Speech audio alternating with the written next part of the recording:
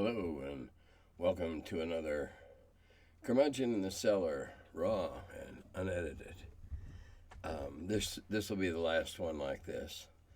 I'm getting a new video editor, I hope soon, and also I won't be doing one next week because I'll be in Massachusetts for TotalCon, and I don't think I'll be doing one the week after that. We're gonna be setting up some stuff. This is all predicated on getting a person to do this. I think there might be one in the offing. To do that, though, I'm not going to have to pay him. So we'll be setting up a Patreon to cover the cost of paying somebody to put this together for me and other things down the road. So that's coming.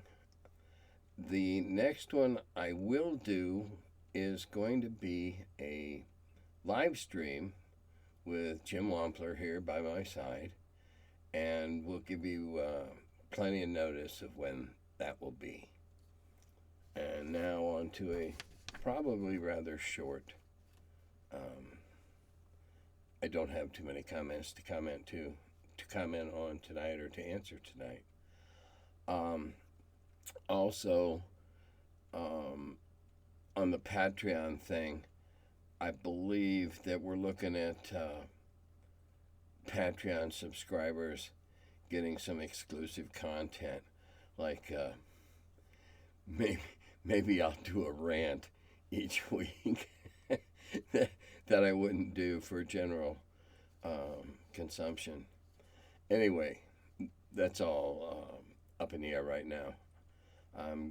My head's halfway to TotalCon. And speaking of TotalCon, so much as it grieves me to say this is very likely, I'd say 80%, that this will be my last one, because flying is just becoming a real hassle. And I'm no spring chicken, so it becomes a little more energy intense every time. Now I am committed to go to DaveCon in April in Minneapolis, and North Texas RPG Con in Texas in June, and I may still keep going to that one and flying, only because I can go with my wife, and I have a son and family, 2 grandchildren that live down there, and that would give me an opportunity to see them once a year. So that would make the flying worthwhile. But the masks and everything, I'm all for masks. All for it. But those of you that wear beards, I'm assuming that's males and female dwarves, will know that I find, and I've talked to others, that having a beard makes your face warmer, which makes your body a little bit warmer when you're exerting. Now, I know the Canadian women played in KN95 mass, but then none of them have beards. Anyway, I got off topic. Hearing some of these comments and reading comments on the game elsewhere, it seems easy for people to forget that D&D is at its heart a game. Games are meant to be fun. If you have to spend 3 weeks training to level up every other session, you're going to either have to hand wave it anyway, or else your 30th montage this month is going to start to get old. I like the idea of finding a trainer to teach you a special technique only they have mastered, but for general leveling, just level up and let's move on to the fun part of the game.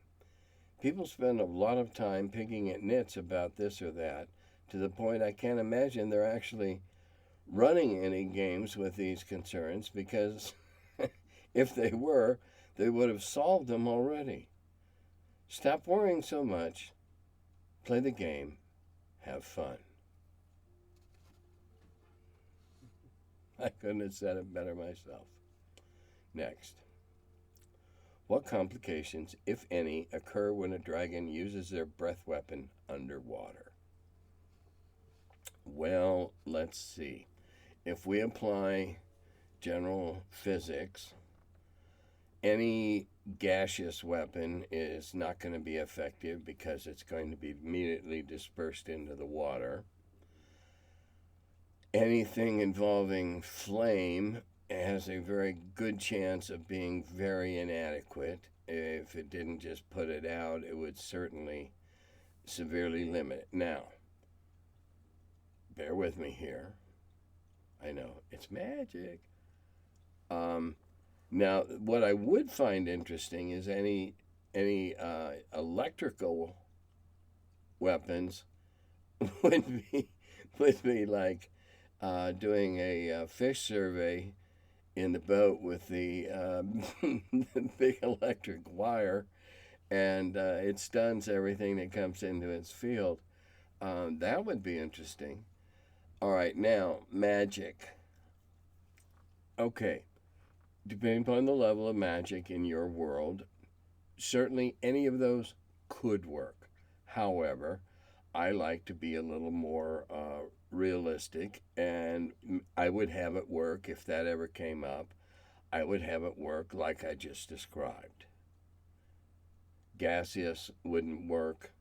Spitting wouldn't work. Fireball probably wouldn't work, or flame weapon. Electric might once, because that rush of seawater down their maw is going to be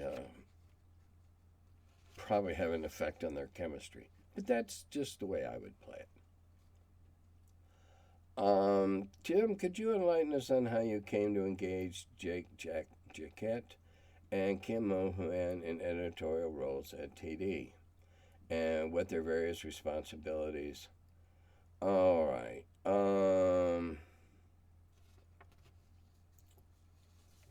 Jake and I went to college together. That's where we met each other, was at college. We gamed, and we also hung out. And when TSR was looking for an editor for the science fiction game, oh crap, now I don't remember if it was MA or Gamma World. Anyway, I suggested Jake, because Jake had also been a journalism major and knew gaming, which was very important in those early years, is to get somebody to edit a game that understood gaming. We could have gone and hired a copy editor from a newspaper, but that would have been problematic. Anyway, and so he got that chance and did a great job on it. And then when I was expanding my staff, I said, "Hey, Jake, you want to come to work on Dragon with me?" And he said, "Yep." And he and his wife, Terrell, they're since divorced, moved up there, and we got to cranking out Dragon. And when he got there, his energy was immediately evident. He'd been doing a funny little cartoon, one-page cartoon, unattributed, called Dirt. It was just two eyeballs and a black panel and a caption. And they were pretty cool. Kim Mohan walked in off the street. Literally. And that's the best way I can remember it. It was just like, "Hi, I hear you put out a couple of magazines and stuff. Are you looking to hire anybody? And I can edit and I can write, and and he had some editorial experience, as I recall, or else he gave me a great line of bullshit. Either way, he fit well in right away. Kim fit in. And, of course, he had the greatest longevity with the magazine, didn't he? As to who did, when Jake came on, I'd been doing everything, and so Jake did some things. And the magazine got bigger and got more complex and complicated. And there was a lot more physical labor and collation and running back and forth with the printers because we didn't have digital anything. And we were doing color separations and bleeds and stuff, and that took time and it cost money. So you wanted to get it right the first time. And we were manually cropping and reducing or expanding artwork to fit, whereas now we just a couple of clicks, click on the mouse, and it fits your box. We all did all that stuff. While I was there, we all did all that stuff.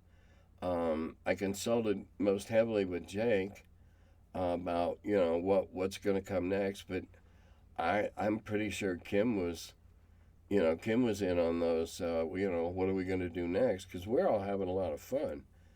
And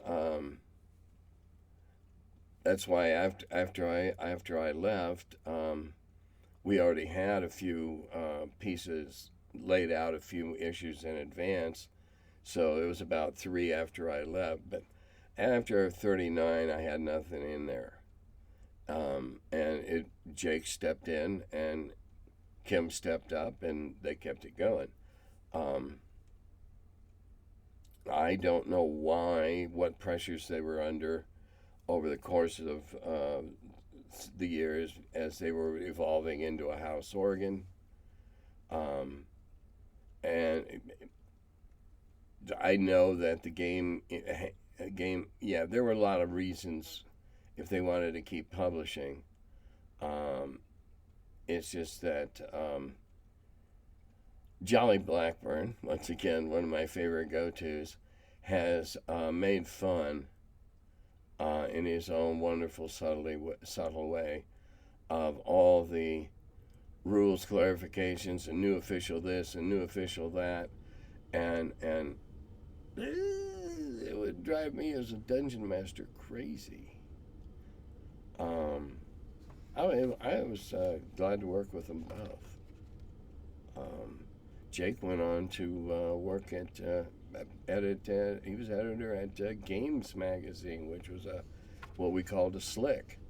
It was a much more mass publication than we were, and on nicer paper.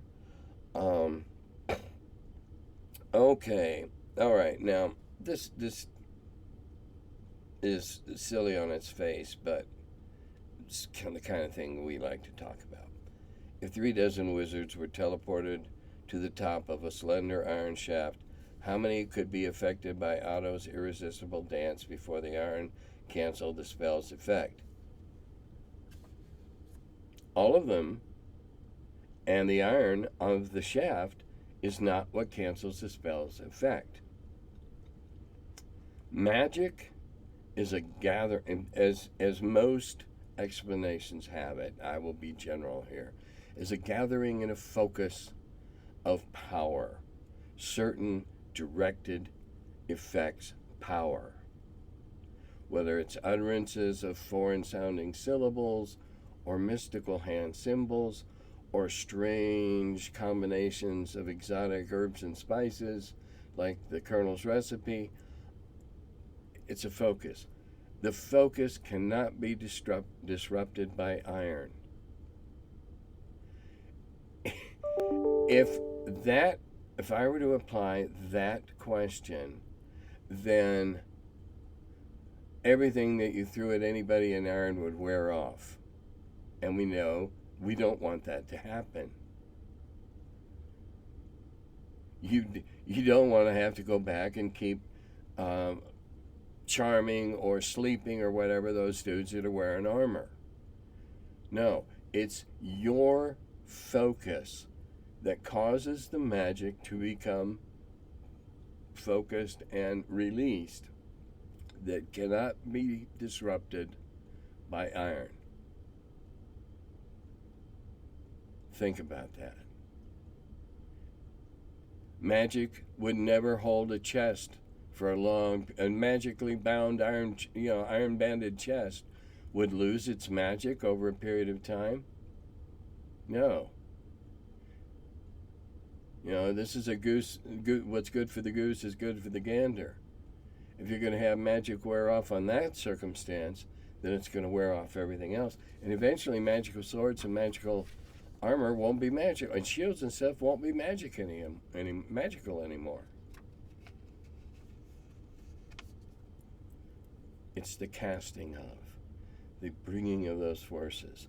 Think of a Doctor Strange, a really great Doctor Strange panel, where all that energy is focusing down into his hands, and that's what it is in my mind and in my world and in my universe. That's the way it works. Why were some entities, for example, Judges Guild, allowed to produce D&D material while others, example Arduin, were sent cease and desist notices? Was there a standard reason? Was it based on permission asked first? Or was it perhaps a feeling on the part of management in the early days? It was solely a question of permission. Judges Guild had our blessing.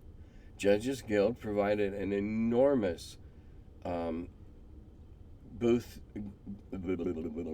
Pardon me, wait a minute. Getting dry. Sip, sip.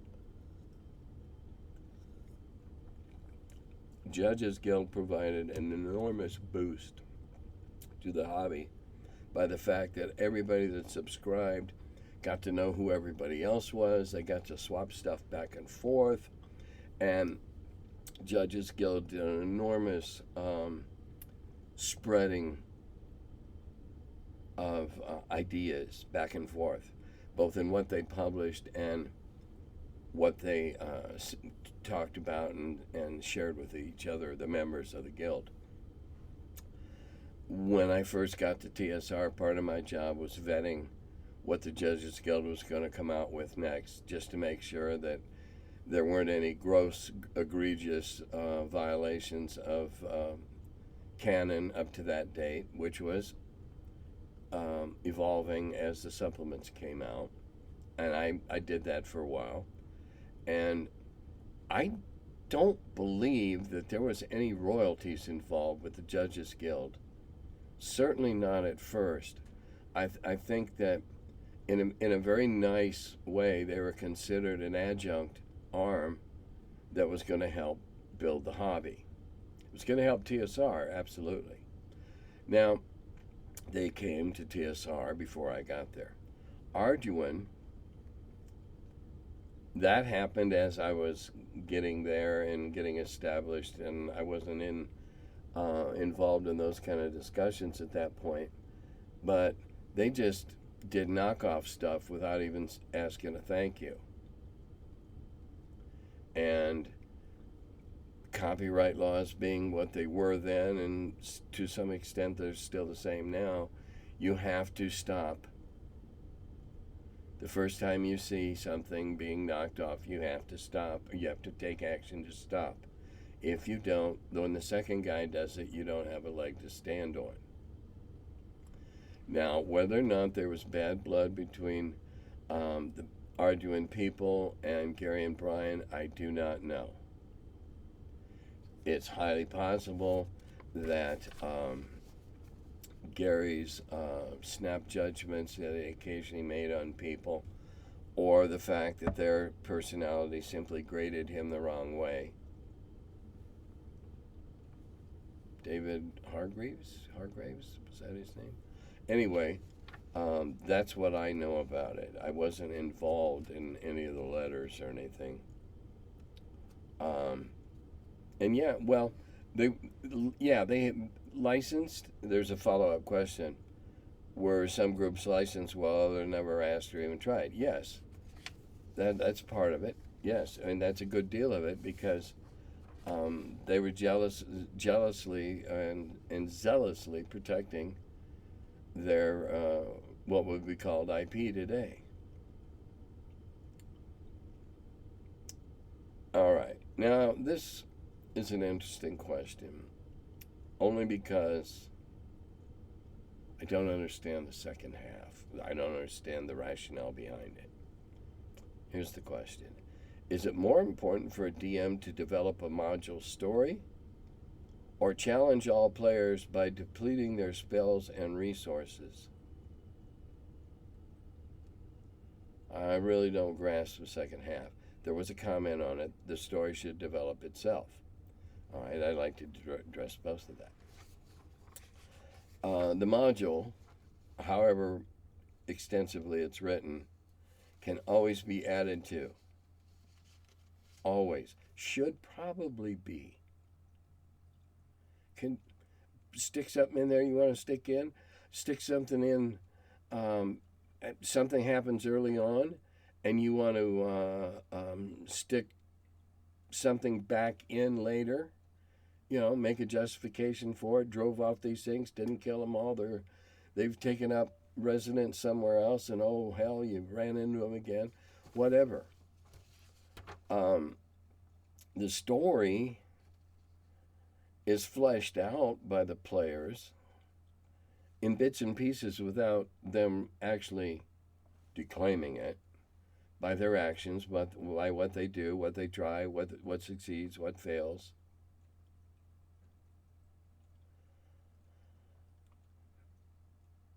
The DM sets the easiest analogy I know is, let's go back to elementary school or lower middle school. I don't know where they teach it now. And let's do an outline. That's what a module is. It's an outline. And each encounter is a paragraph. And they have a little stuff there, but it's up to you to fill in a couple more lines underneath it. And when that happens, the story begins to unfold. And it is up to the DM to remember things that have happened, whether it's things dying, things destroyed, something happening in a certain way. It is up to the DM to remember that and to keep it consistent. But everything else should come from the way the adventures have been playing out. Now, challenge the players by depleting. If you've sent players in that are overly armed, then they're probably in an adventure that's written for lower level players. And it's important to notice that there's nothing wrong with buying if you think the story's great. Just go through and make it your own and beef it up. Make it a challenge, a beatable challenge, no matter how hard, a beatable challenge by beefing it up. Put in more monsters, make the monsters tougher, change a couple of them out. And I love the idea of changing a couple of them out, because the people that have tried to get one over on you have gone and read it, and they're going, oh, wait a minute, that's not there. And if they challenge you about that, they give themselves away. Otherwise, you cast unease and doubt in them, and now they're back in the same boat as the rest of the players. Deplete them. No. They deplete their own resources. They deplete their own spells by how they do it. There's no reason to drain them. It can happen through bad luck, mischance, ill-advised choices, but it's not the DM's job to do that. If you have sent a bunch of, and I'll use my old analogy, my old OD&D 8th, 9th level players, and remember these are badasses, into a 5th, 6th level dungeon. Well, okay, now you reverse that and send 5, 6s into that 8, 9, and they're going to reduce themselves. You should always present a challenge commensurate with the reward and thinking about the capabilities of the player characters that you have in your group. I wouldn't set out to drain them. If they were playing foolishly, I might set out to remind them that they were being foolish, but probably not lethally.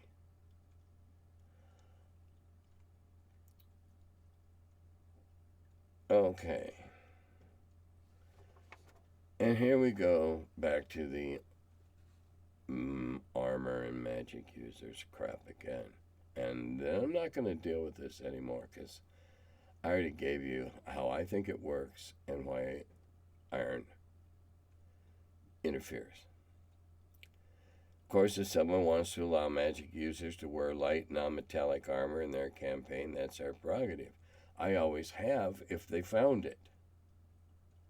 They had to find it.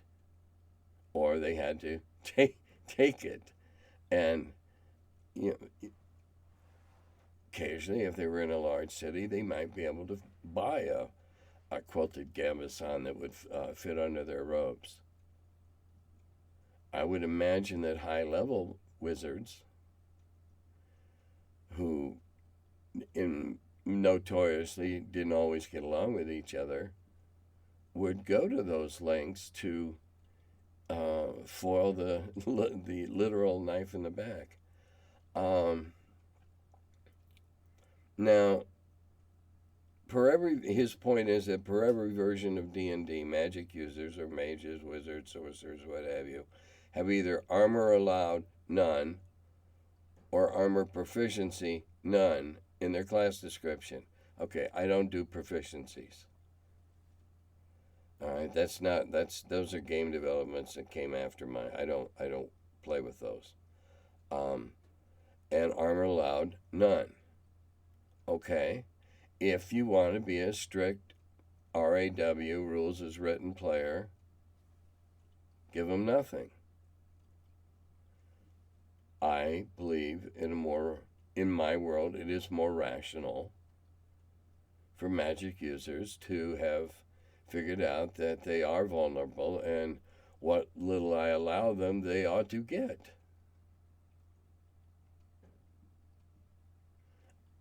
A first or second level is not going to find something like that unless he's extraordinarily lucky. But, live and learn, 3rd, 4th level might find something like that and now have an even greater level of making a greater chance of making a 4th or 5th level.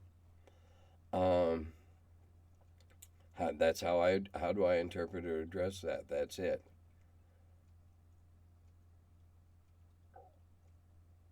Okay, all right. Now, you made some good points, but I already kind of addressed the rest of this.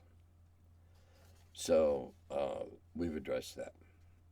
And it's cool. I'm not going to talk about it anymore. I've given my opinion, and I don't mean to be snobby about this. I just feel we're getting bogged down. What is your opinion on megadungeons? Reason for my ask is that most of the modules produced for 1E were not in a megadungeon format, yet many of the early OSR rules seem designed for these huge underground quests. There also seems to be very different philosophy, not better or worse, of play, a different philosophy of play behind megadungeons.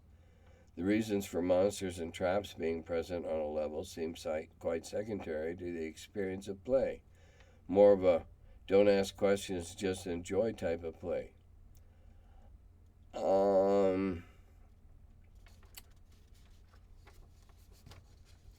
Ruts are easy to form, and when we put out our modules, we were DSR, and therefore lots more people saw our stripped down bare bones modules.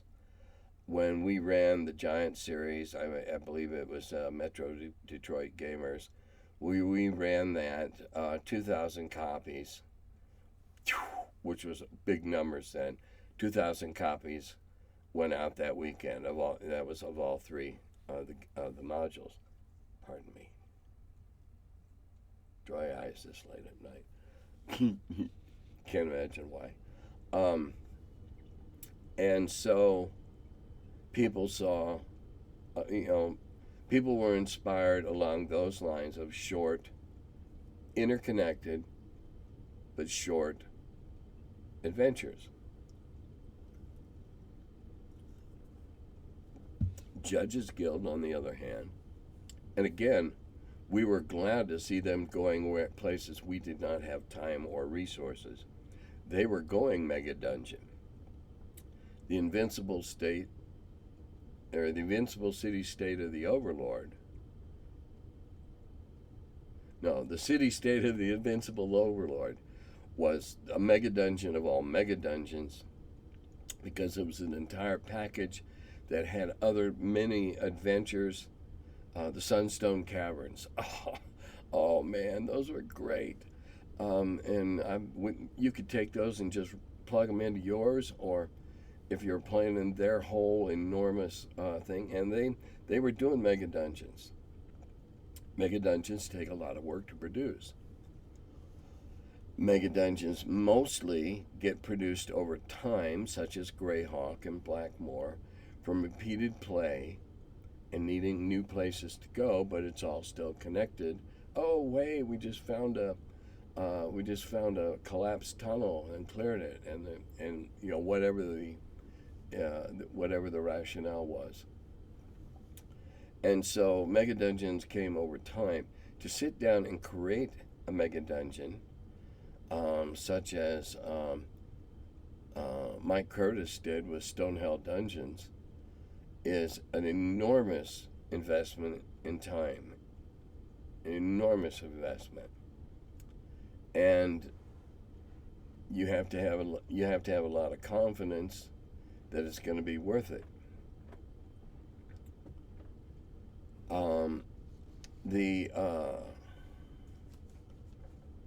Whoops, my video went out. No, there it is. The mega dungeon, in the case of a campaign such as, and I'll use Greyhawk simply because I know more about it than I do Blackmoor, simply because I was exposed to it. That became a mega dungeon because there was an orc level and there was a goblin level, and they kept finding these levels, and they weren't. You can think of it as a dungeon. You can think of it, and some of them were dungeons populated by bad guys, and some of them were warrens and caves and tunnels and stuff. Those developed over a period of a lot of hours playing, just as my levels in my campaign, the Koala Shark campaign, developed over 15, 16 months of playing every weekend. And every week, well, usually 6 to 7 hours, and sometimes longer, depending upon circumstances. 6 to 7 hours on Saturday at the student center, and then often 3 or 4 hours at my house one night during the week. And that's how long it took to build all that up. And it was always, here's a clue to another, and the story behind it kept hopping around, and eventually it would have become a mega dungeon. In a mega dungeon, in Gary's dungeon, and the way Rob ran it too, if you cleared the traps and what have you on a given level, and Frank Munzer's mega dungeon two-parter that he did, both had regular cleanup crews.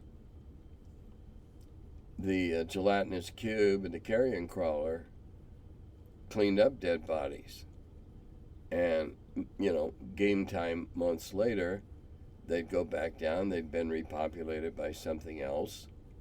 Some had caved in, new ones, minor alterations here and there, or not, and they'd be played through again, and a new arm would be found off, and so they literally, like a giant ant's nest, like those,